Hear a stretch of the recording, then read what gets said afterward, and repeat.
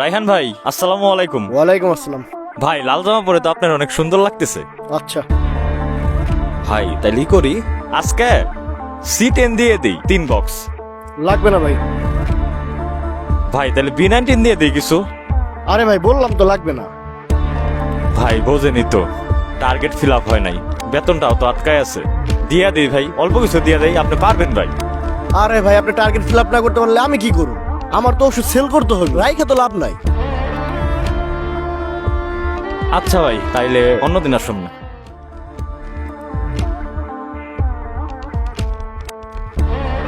ভাই, একটা চা দেন তো।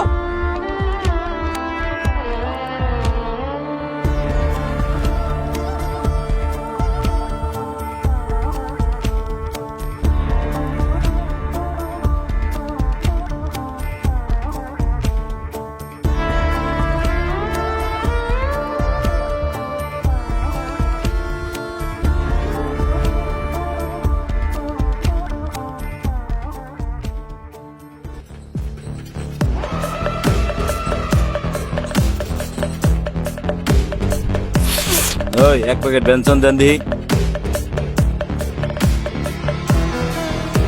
টাকা টাকা আবার কিসের টাকা? আমার চিনো না তুমি? আমি এলাকার কেরা, চিনো না তুমি? আমার কাছে টাকা চাও? ওই কি কয়? আর কইস না, টাকা চাই। টাকা আবার আমাকে কাছে একবারে বইরা দেবো। ওই তুই আইতো। চল।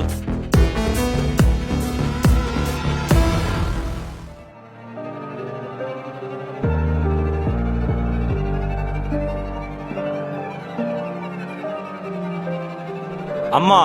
কি রে বাজান, কি করো? এই তো আম্মা, খাইতেছি। কি খাইতেছো? আম্মা, গরুর মাংস দিয়ে ভাত খাইতেছি। ও, ভাত খাইতেছো? তোমারে তো একটা কথা কইতে চাইছিলাম। হ্যাঁ আম্মা, কি কথা বলো। তোমার বাবার শরীরটা তো বেশি ভালো না, তাই ডাক্তার দেখানো দরকার। যদি কিছু টাকা পাঠাইতে। আম্মা, তুমি টেনশন করো না, আমি টাকার ব্যবস্থা করতেছি। আচ্ছা ঠিক আছে বাজান, কতদিন ধরে তোমারে দেখি নে। আম্মা, আমি খুব শীঘ্রই তোমার কাছে আসবো। বাজান, তুমি কি সত্যি ভালো আছো? আচ্ছা আম্মা, ভালো থাইকো। ভাই আপনি 62 বেচেন না? হ্যাঁ ভাই। ভাই আমি 64 বেচের। ও ভাই আপনি আমাদের এলাকায় কি কারণে? ভাই, আমি একটা ফার্মাসিউটিক্যাল কোম্পানিতে মার্কেটিং এ আছি। ও ভাই, আমরা তো জানতাম আপনি অনেক ব্রিলিয়ান্ট স্টুডেন্ট, তো আপনার এই অবস্থা।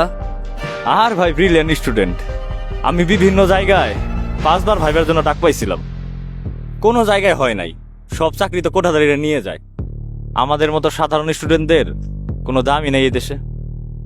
ঠিকই বলছেন ভাই। কিরে কি করতেছিস? কিছু না আব্বা। লেখাপড়া তো শেষ করলি, চাকরি বাকরির কি অবস্থা? এই তো বাবা, ট্রাই করতেছি, দেখি কি হয়। কিছু কিছু জায়গায় সিভি ড্রপ করছে, পরশু এক জায়গায় ইন্টারভিউর জন্য কল করছে, দেখি কি হয়। দেখ কি হয়, টেনশন নেওয়ার মতো কিছু নাই। আশা করি ভালো কিছুই হবে। আমি আছি তো তোর পাশে। এই শুনছো, একটু পানি দাও তো। এ আসছে আমার জমিদার। আমি মনে হয় তার বান্দি দাসে আইসে অর্ডার করতেছে। বিয়ের আগে শুনছিলাম হে নাকি বড় অফিসার, এখন থেকে দোকান দোকান ঘুরে বেড়া। পানি খাইতে মন চাইলে নিজে নিয়ে খান। আমার বান্ধবীরা যায় দেশ বিদেশে ঘুরতে, আমি এখন থালা বাসন মাঝে আমার কপাল। টাকা কামানো মন তো নাই, সংসার কেমনে চলে আমি সে বুঝতেছি। খালি খায় আর ঘুরে। আমি করবো না সংসার, থাকবো না এখানে, চলে যাবো বাপের বাড়ি।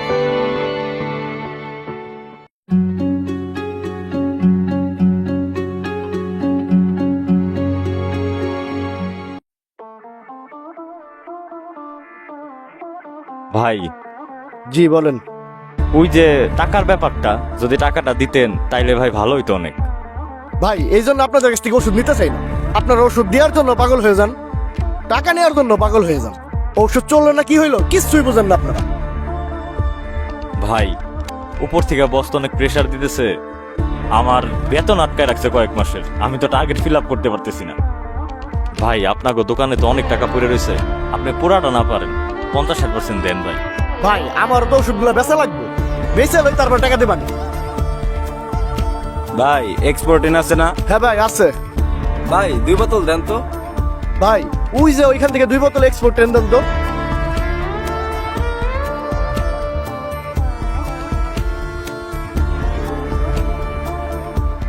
এই লন টাকা। ভাই আমি খুব বিপদে আছি, যদি আপনি টাকাটা দেন কোম্পানির, তাইলে কোম্পানি আমার বেতন দিব ভাই। ভাই আমি এখন দিতে পারুম না, ব্যবসা প্রচুর মন্দা চলতেছে, আপনি পরের মাসে আসেন। মিস্টার মাসুদ রানা, এই বেটার ফর দ্য নেক্সট।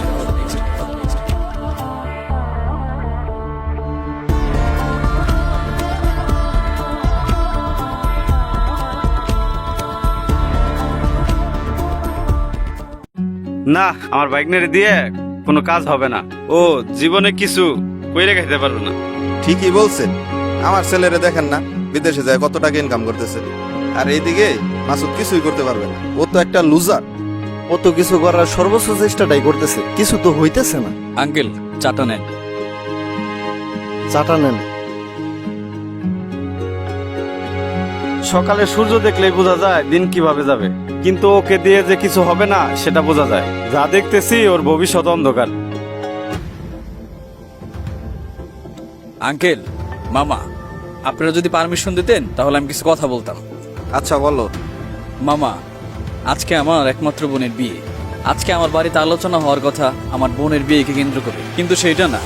আজকে আমার বাড়িতে আলোচনা কেন্দ্রবিন্দু আমি মাসুদ রানা।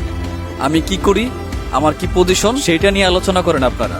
আমি যে আমার বাড়ির একজন সদস্য, একটাবার কি জিজ্ঞাসা করছেন আমি দুপুরে খাইছি কি খাইনি? করেন নাই, কেননা আপনাদের সেটা প্রয়োজন নাই। আপনাদের প্রয়োজন আমার অবস্থান, আমার মান্থলি ইনকাম। আঙ্কেল, আপনি বলছিলেন আমি কখন উইনার হতে পারবো না, আমি লুজার। আমি যদি খুব সম্ভবত ভুল না করি, আপনার ছেলে 2 বার এসএসসি দিছে, 2 বারই ফেল করছে। এরপর আপনি তাকে মরুর দেশ দুবাইতে পাঠিয়ে দিয়েছেন, সেইখান থেকে আপনার ছেলে গোল্ডের ব্যবসা করে, সেইটাও কিনা অবৈধ পথে। আর সেই টাকা দিয়ে আপনি গাড়ি করছেন, বাড়ি করছেন। আজকে আপনি উইনার, আমি লুজার। বা আপনার কাছে টাকাই সব। আর মামা, আমি চাকরি পাইনি দেখে আপনি আমাকে বলতেছেন আমি ব্যর্থ। আপনি আমার চাকরি নিয়ে খুব কনসার্ন, আর আপনার ছেলে যেটা করে সেটা তো কখনো খেয়াল রাখেন না।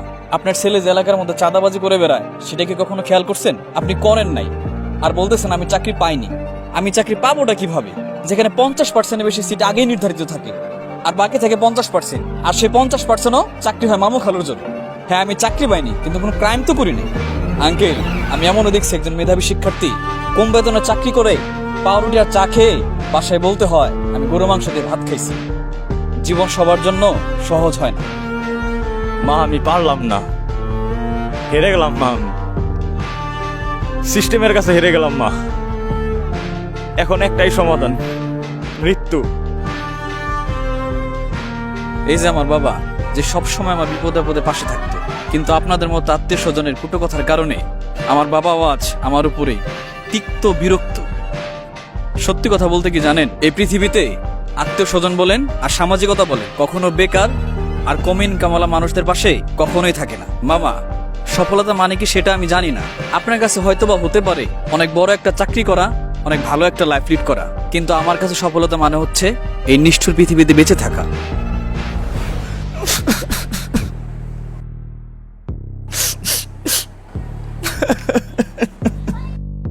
বাজার তোমার চাকরি লাগবে না, তুমি আমার কাছে ফিরে আসো।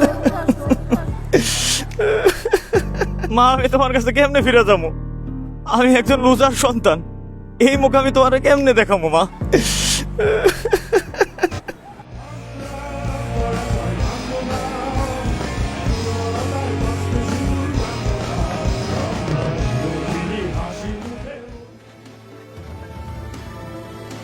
মা আমি ফিরবো, আমি লুজার হয়ে তোমার কাছে ফিরবো না, এইবার আমি উইনার হয়ে ফিরবো মা, আমি ফিরবো।